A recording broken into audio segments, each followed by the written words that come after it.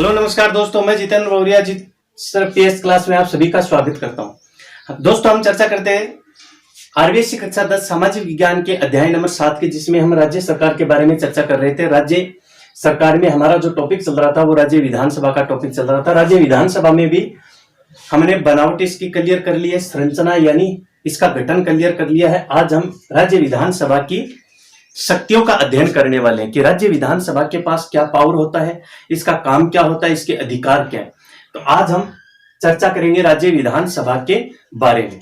ठीक है, अगर आपको ये प्रयास पसंद आ रहा है तो आप चैनल पे जाके चैनल को सब्सक्राइब करें, लाइक करें और शेयर करें। और हाँ, आपका जो एग्जाम है वो धीरे धीरे समय के साथ नजदीक आता जा रहा है, तो आप स्टडी जरूर शुरू से लेके अंत तक करें। वीडियो को बार बार देखें, प्लेलिस्ट में जाएं। प्लेलिस्ट का लिंक है वो भी मैंने डिस्क्रिप्शन में डाल रखा है, नीचे प्लेलिस्ट का लिंक डाल रखा है। उस पर आप अगर क्लिक करेंगे तो डायरेक्ट आप कहां चले जाएंगे, प्लेलिस्ट में चले जाएंगे और आपके सारे वीडियो आपके सामने होंगे कक्षा 10 के। अगर आपको 12 के लेने हैं तो 12 वाले प्लेलिस्ट के लिंक पर आप क्लिक करो तो डायरेक्ट आप कहां जाओगे, डिस्क्रिप्शन में जाओगे और वहां से आप लिंक के क्लिक करोगे तो सीधे प्लेलिस्ट में चले जाओगे। तो चलो शुरू करते हैं आज के टॉपिक को। आज का टॉपिक है राज्य विधानसभा की शक्तियां, कहें तो कार्य, कहें तो अधिकार।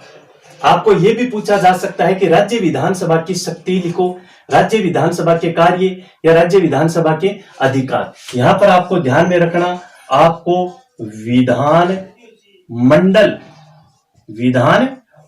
के शक्ति, कार्य, अधिकार भी पूछे जा सकते हैं। यह भी ध्यान में रखना क्योंकि विधानसभा और विधान मंडल की शक्तियां, कार्य, अधिकार एक ही है। हमने केंद्र वाले पार्ट में पढ़ा था, उसमें संसद की शक्ति अलग थी और लोकसभा की अलग थी, लेकिन यहां पर विधानसभा और विधानमंडल की शक्तियां एक ही हैं। तो आपको प्रश्न कैसे पूछेगा, विधानसभा की संरचना लिखते हुए शक्तियों का उल्लेख कीजिए, क्योंकि 7 नंबर 6 नंबर का प्रश्न पड़ता है इस लेसन से, और इस लेसन से एक छोटा प्रश्न आएगा 2 नंबर का, तो उस पर आप पूरा फोकस रखें। ये छोटी छोटी बातें पूछेगा उसमें। तो शक्तियों में देखो, पहली शक्ति क्या है, पहली शक्ति है आपकी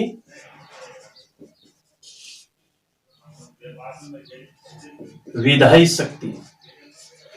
ठीक है, दूसरी शक्ति है आपकी वित्तीय शक्ति। ठीक है, तीसरी शक्ति है आपकी वो है प्रशासनिक शक्ति,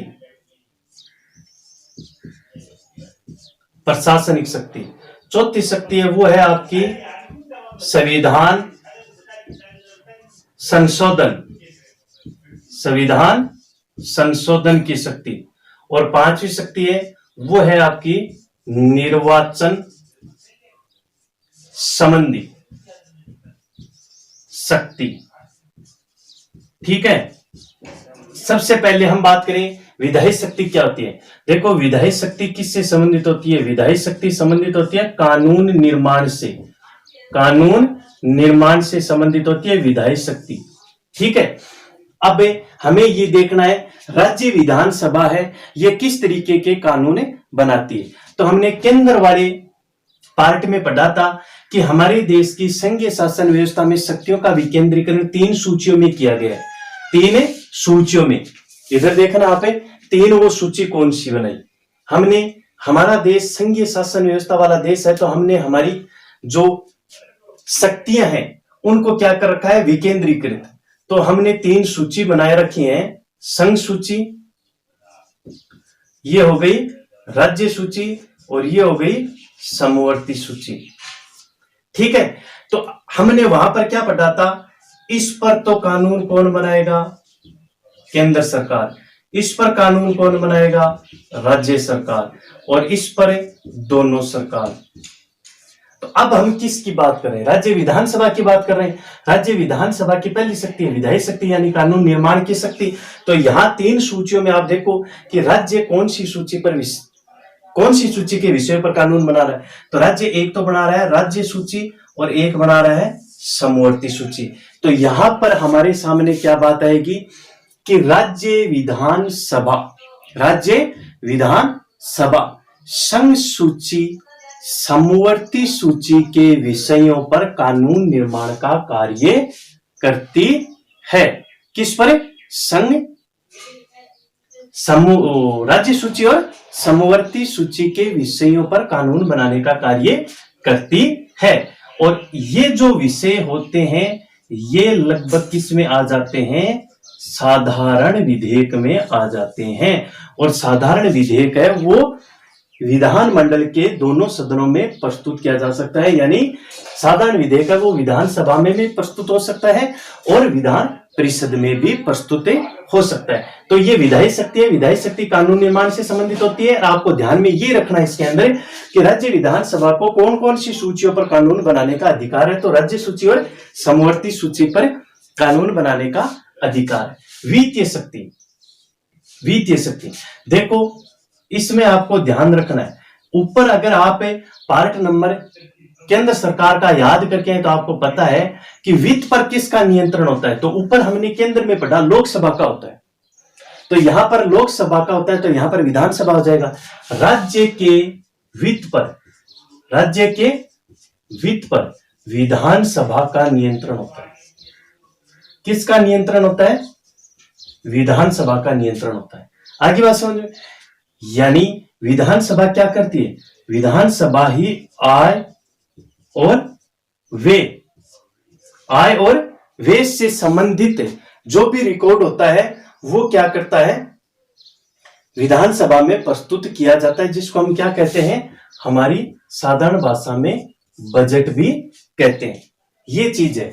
राज्य वित्त पर विधानसभा का पूर्ण नियंत्रण होता है और आय और व्यय यानी वित्तीय वर्ष जो होता है, एक वर्ष के आय और व्यय का जो लेखा जोखा होता है वो कहां पर प्रस्तुत किया जाता है? विधानसभा में ही प्रस्तुत किया जाता है। और विधानसभा में स्वीकृति के बाद ही व्यय और आय का कार्य क्या होता है? शुरू होता है। यहां पर आपको ध्यान में यह रखना है कि वित्त से संबंधित जो भी विधेयक होता है वो विधान परिषद में प्रस्तुत नहीं किया जाता है। वित्त से संबंधित विधेयक विधानसभा में प्रस्तुत नहीं किया जाता है। यह बात आपको ध्यान में रखनी, ठीक है।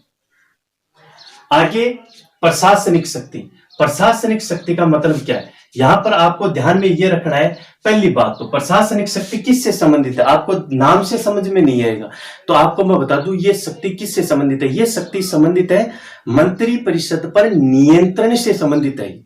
तो देखो यहां पर मंत्री परिषद से नियंत्रण वाली जो शक्ति है वो विधानसभा किस तरीके से इस्तेमाल करती है। आपको ध्यान में यह रखना है कि मंत्री परिषद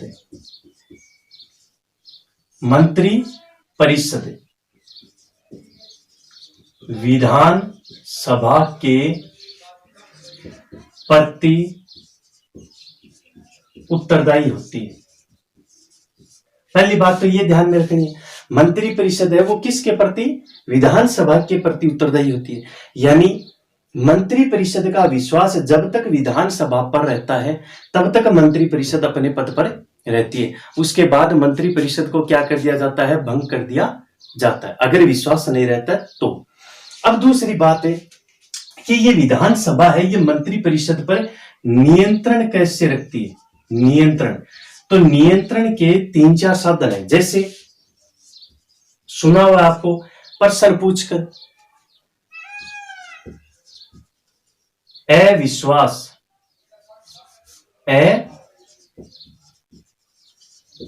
विश्वास प्रस्ताव लाके, निंदा करके, कटौती प्रस्ताव लाके।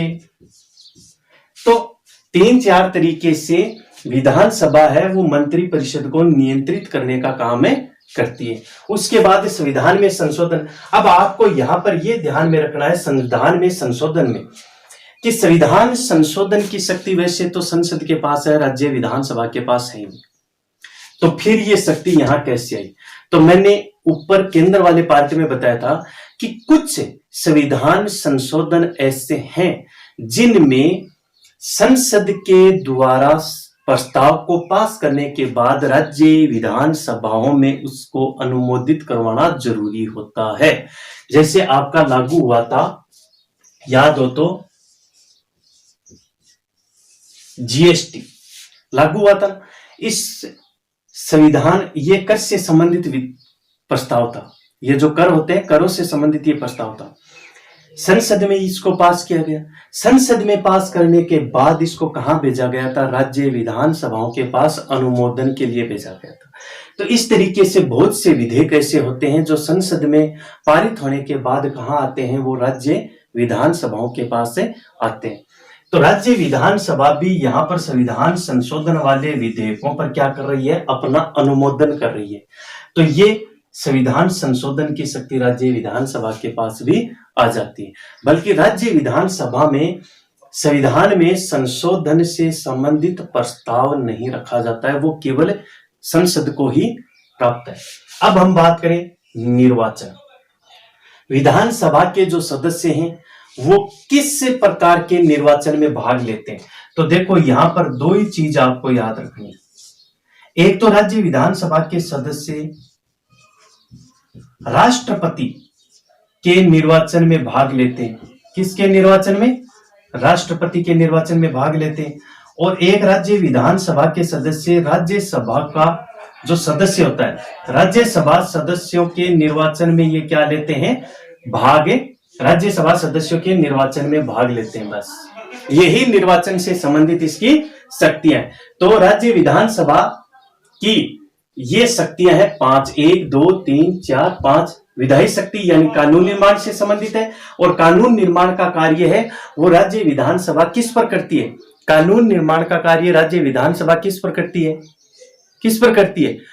राज्य सूची और समवर्ती सूची के विषयों पर। उसके बाद वित्तीय शक्ति, राज्य के वित्त पर पूर्ण रूप से नियंत्रण किसका होता है? पूर्ण रूप से नियंत्रण होता है आपका विधानसभा का। और विधानसभा में ही वित्त से संबंधित आय और व्यय का जो बजट होता है वो प्रस्तुत किया जाता है और उसकी स्वीकृति के बाद आगे का प्रोसेस शुरू होता है। प्रशासनिक शक्ति का मतलब मंत्री परिषद है वो किसके प्रति उत्तरदायी होती है? वो होती है विधानसभा के। और विधानसभा ही मंत्री परिषद पर नियंत्रण बना के रखती है। उसके बाद संविधान में संशोधन। अब आपको बता दिया कि संविधान में संशोधन करने की शक्ति वैसे विधानसभा के पास नहीं है, यानी डायरेक्ट विधानसभा है वो संविधान में संशोधन का प्रस्ताव लेके नहीं आ सकती। अब ये करती क्या है? ये शक्ति इसके पास है क्यों?